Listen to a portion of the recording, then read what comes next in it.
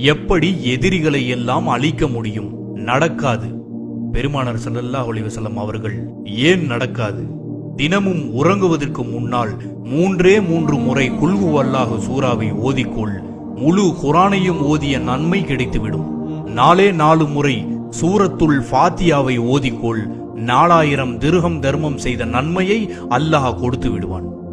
4வது கலிமாவை 10 முறை ஓதிக்கொள், லா இலாஹ இல்லல்லாஹு வஹதஹு லா ஷரீக லஹு லஹுல் முல்கு வ லஹுல் ஹம்து யூஹி வ யுமீது பியதில் கைர் வ ஹுவ அலா குல்லி ஷைஇன் கதீர் என்ற கலிமாவை 10 முறை ஓதிக்கொள்.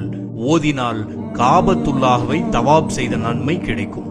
யாருக்கு ஹஜ் நசீப் இல்லையோ 4வது கலிமாவை ஓதிக்கொண்டே வந்தால் அனஸ் ரலியல்லாஹு தஆலா அறிவிக்கிறார்கள், அல்லாஹ் அவரை ஹாஜி ஆக்காமல் மௌத்தாக்குவதில்லை.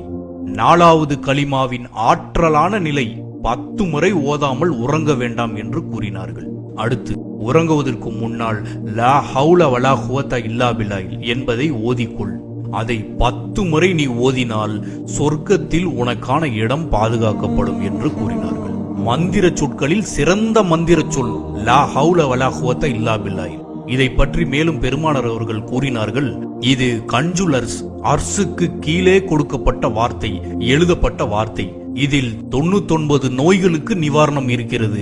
அதில் குறைந்தது கவலை என்று பெருமானார் அவர்கள் கூறினார்கள். அஹ்விபி மாலிகுல் அஜ்ஹர் அலி அல்லாஹு தாலா வருகிறார்கள், என் பையனை காணவில்லை நாயகமே, என் பையனை காணவில்லை, அதற்கு என்ன செய்வது நாயகமே? அதற்கு பெருமானார் அவர்கள் சொன்னார்கள், லா ஹவுல வலா குவத்த ஓதிக்கொள் என்று. அவர் நேராக தன் மனைவியிடம் சென்று சொன்னாரு. பெருமானார் கிட்ட சென்று கேட்டேன், அவர்கள் லா ஹவுல வலா குவத்த ஓதிக்க சொல்லியிருக்காங்க.